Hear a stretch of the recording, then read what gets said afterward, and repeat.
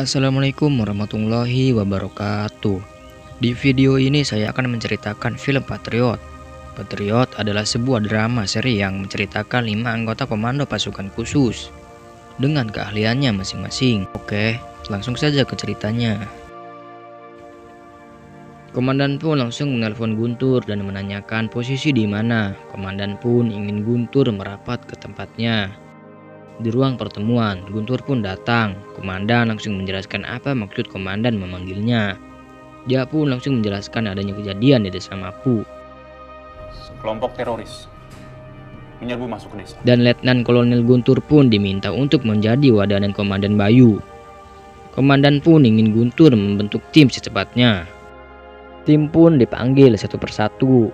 Dia adalah Letnan Jalu atau sering dipanggil Tupai, karena ia mempunyai ahli dalam memanjat tebing. Yang kedua adalah Sersan Charles. Ia mempunyai ahli dalam menjinakkan bom atau ranjau. Dan yang ketiga adalah Sersan Samuel atau sering dipanggil Elang. Elang memiliki kemampuan bersniper. Ia mampu melakukan tembakan dengan mata tertutup kain. Tim pun terbentuk lengkap yang siap ditugaskan di desa Mapu. Desa Mapu adalah desa penghasil ikan yang lokasinya cukup terpencil. Desa Mapu berbatasan langsung dengan laut dan juga hutan. Desa Mapu diserbu dan diduduki oleh kelompok kartel internasional. Motif mereka adalah menyebarkan narkotika jenis baru di Indonesia dan ke negara-negara Asia lainnya. Selanjutnya ini adalah pemimpin mereka. Biasanya dipanggil dengan Panglima Timur. Ia masuk dalam daftar pencarian orang se-Asia Tenggara karena terbukti terlibat sebagai pemicu konflik. Selanjutnya orang ini adalah Bunian, tangan kanan dari Panglima Timur. Bunian adalah seorang pembunuh yang kejam, ahli melacak jejak, serta lihai dalam pertarungan baik jarak jauh maupun pertarungan jarak dekat. Senjata andalan Bunian ini adalah panah. Timur pun mengancam warga untuk mengikuti perintahnya, dan Timur pun berkata jangan coba-coba untuk orang ini. Sebut saja dia adalah kakek Rustam. Kakek Rustam adalah ketua dari desa Mapu. Timur mengancam untuk membunuh kakek Rustam. Sontak, cucu kakek Rustam pun memohon untuk tidak membunuhnya. Lalu Timur melepaskan satu tembakan, tetapi bukan mengarah ke kakek Rustam, melainkan ke salah satu warga.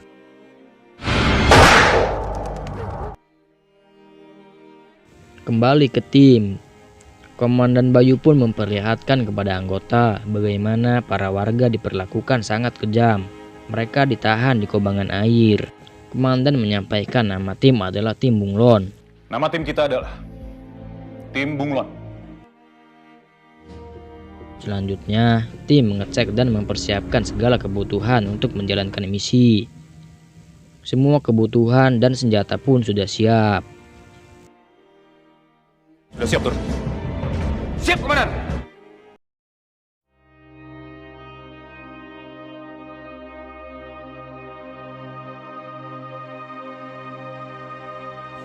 Kembali ke desa Mapu.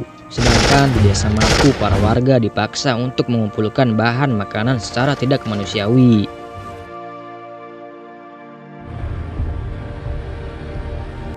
Barang yang diangkut oleh perahu pun telah datang. Panggil saja dia si Gimbal Biadab. Dia pun menyuruh warga untuk memindahkan barang-barang tersebut. Ya, langsung. Dan tanpa disengaja, salah satu warga terjatuh dan terlihat bungkusan-bungkusan berwarna coklat seperti paket di Shopee. Dan si Gimbal Biadab pun langsung melakukan eksekusi mati dan mayatnya langsung dibuang ke laut. Terlihat barang berbungkus coklat itu dimasukkan ke bak ikan dan dicampur oleh ikan-ikan. Mungkin maksud dia agar tidak ketahuan kali ya.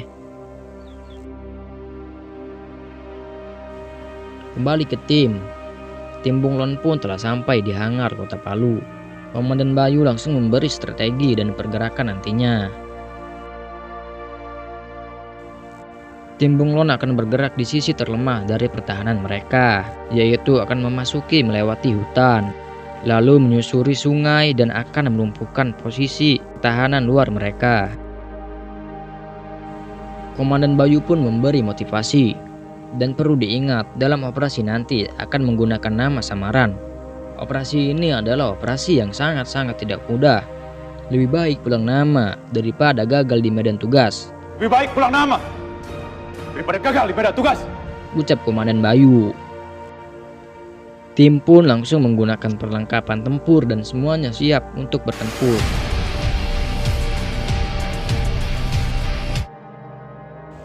Sedangkan di Desa Mapu, pertahanan dibawa ke kolam untuk disekap.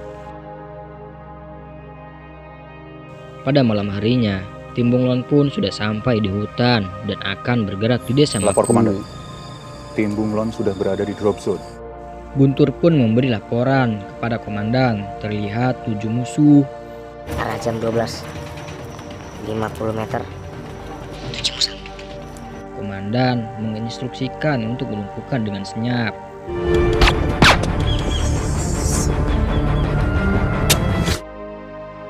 Setelah melumpuhkan, tim langsung membuang senjata mereka agar tidak meninggalkan jejak. Setelah itu, tim Bunglon telah sampai di pos 1.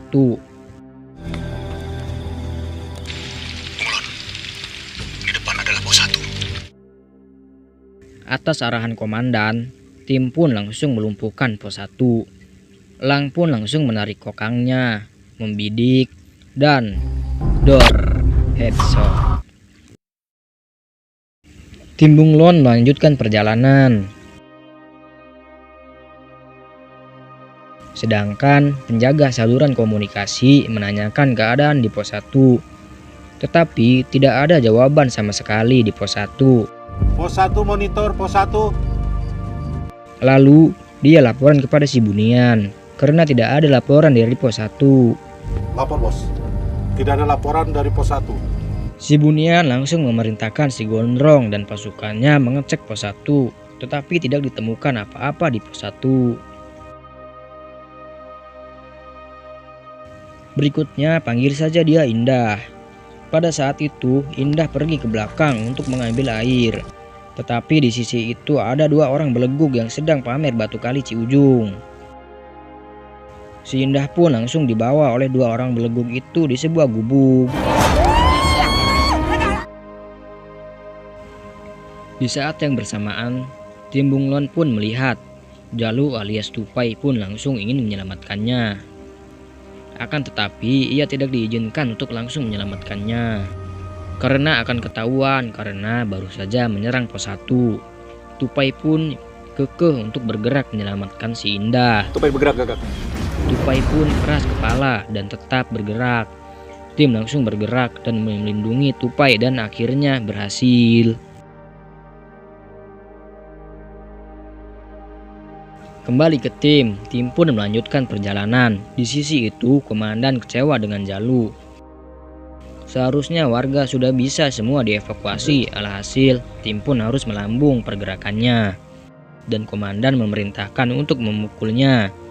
Tetapi Jalu menolaknya, komandan tetap memaksa dan akhirnya baku hantamlah. Setelah itu, Jalu langsung dinasihati dan lanjut melakukan pergerakan. Keesokan harinya, terlihat pergerakan dari musuh dengan membawa bantuan anjing. Dan berhasil membunuh 1 musuh. Setelah itu, Jalu dan Charles bertikai atas kesalahan Jalu.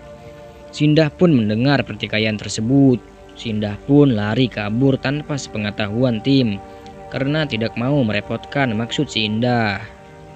Atas kecerobohannya sendiri, si Indah pun ketahuan dan tertangkap kembali oleh musuh. Tim langsung melakukan tindakan cepat menyelamatkannya kembali.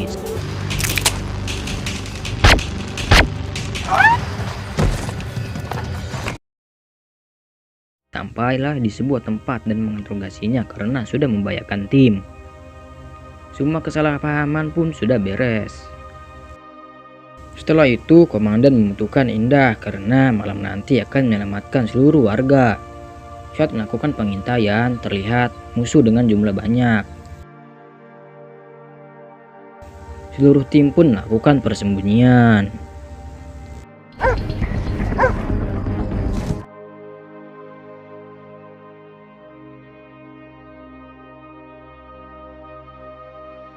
Salah satu musuh mendekat ke persembunyian si Indah, menodongkan liang senjatanya ke arahnya. Si Indah pun berteriak, sedangkan tim langsung menerkamnya secara tersembunyi. Sedangkan di kubu musuh, Panglima Timur sangat marah dan murka karena gagal terus kepada Bunian. Sedangkan komandan mengatur strategi untuk mengevakuasi warga. Tim langsung bergerak ke kampung dan menyelamatkan warga.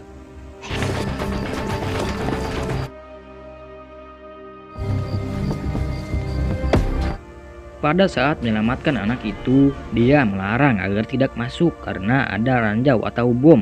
Tetapi Sancha tidak mengetahuinya lalu masuk. Ranjau pun langsung ditangani oleh Charles yang memiliki keahlian menjinakkan bom.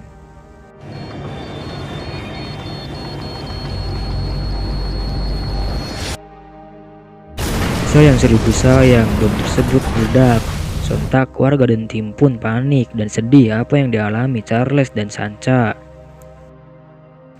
Lalu bagaimana nasib mereka? Kita lanjut di part selanjutnya. Jangan lupa like dan subscribe. Sekian dan terima kasih.